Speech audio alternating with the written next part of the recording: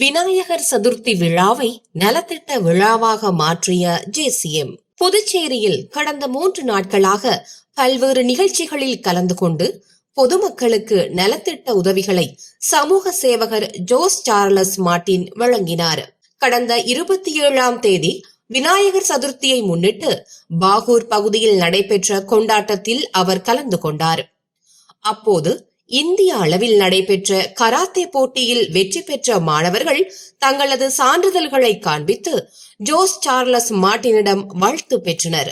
பின்னர் திருபுவனை தொகுதி மதகடிப்பட்டு பகுதியில் உள்ள அருள்மிகு நூதன வெற்றி விநாயகர் ஆலயத்தில் சுவாமி தரிசனம் செய்ததோடு கூடியிருந்த பக்தர்களுக்கு அவர் அன்னதானம் வழங்கினார். முன்னதாக சட்டமன்ற உறுப்பினர் அங்காளன் தலைமையில் சமூக சேவகர் ஜோஸ் சார்லஸ் மார்ட்டினுக்கு சிறப்பான வரவேற்பு அளிக்கப்பட்டது. தொடர்ந்து காமராஜ் நகர் சட்டமன்ற தொகுதியிலும் நெல்லித்தோப்பு தொகுதியிலும் நடைபெற்ற விநாயகர் சதுர்த்தி விழா கொண்டாட்டங்களில் கலந்து கொண்டு பக்தர்களுக்கு அன்னதானமும் பொதுமக்களுக்கு நலத்திட்ட உதவிகளையும் அவர் வழங்கினார்.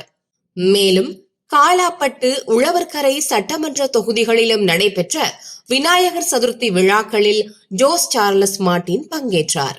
இந்நிலையில் புதுச்சேரி மங்கலம் தொகுதிக்குட்பட்ட அரியூர் கிராம பகுதியில் அமைந்துள்ள சுந்தர விநாயகர் ஆலயத்தில் கண்ணபுரான் தலைமையில் விநாயகர் சதுர்த்தி விழா விமர்சையாக கொண்டாடப்பட்டது. இதில் சமூக சேவகர் ஜோஸ் சார்லஸ் மார்ட்டின் கலந்து கொண்டு பொதுமக்களுக்கு நலத்திட்ட உதவிகளை வழங்கினார். ஆன்மீக நிகழ்வான விநாயகர் சதுர்த்தி நிகழ்ச்சியிலும் பொதுமக்களுக்கு பல்வேறு உதவிகளை வழங்கி அதனை ஒரு நலத்திட்ட விழாவாக ஜோஸ் சார்லஸ் மார்ட்டின் மாற்றிவிட்டார் என புதுச்சேரி மக்கள் பேசி வருகின்றனர்.